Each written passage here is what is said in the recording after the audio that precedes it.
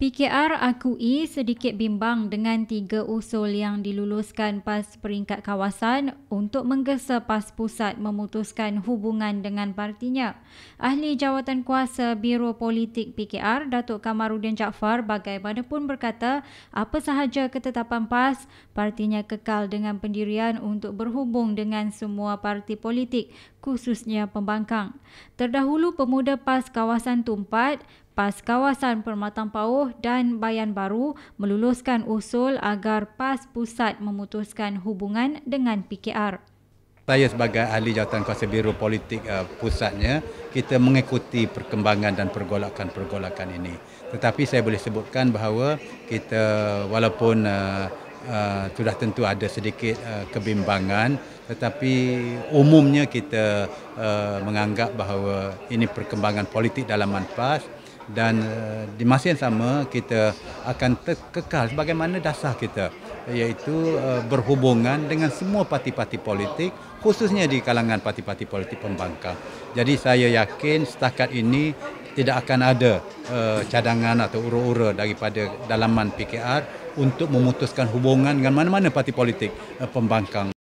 Gesaan agar PAS memutuskan hubungan dengan PKR semakin lantang dilontar pemimpin akar umbinya selepas Presiden mereka, Datuk Seri Abdul Hadi Awang memberitahu akan menilai untung rugi meneruskan tahaluf siasi dengan parti itu.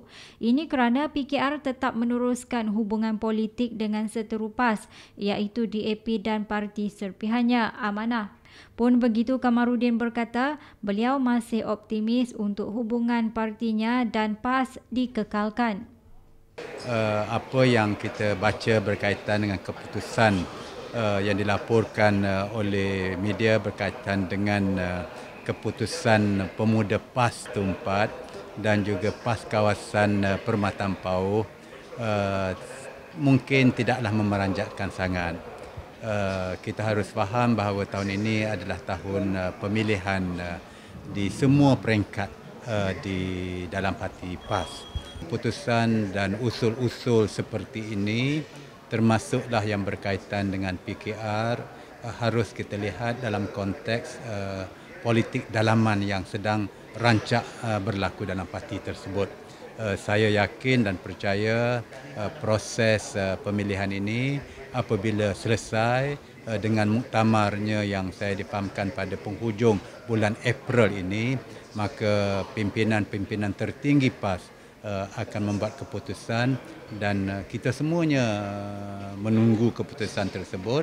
Tetapi secara peribadi saya sendiri mengharapkan bahawa keputusan yang PAS akhirnya akan buat nanti akan menguntungkan kumpulan pembangkang di atas hasrat bersama yang saya yakin masih ramai orang-orang PAS pun masih berpegang kepada itu, iaitu ingin melihat perubahan kerajaan di peringkat negara yang kita akan lakukan dalam pilihan raya umum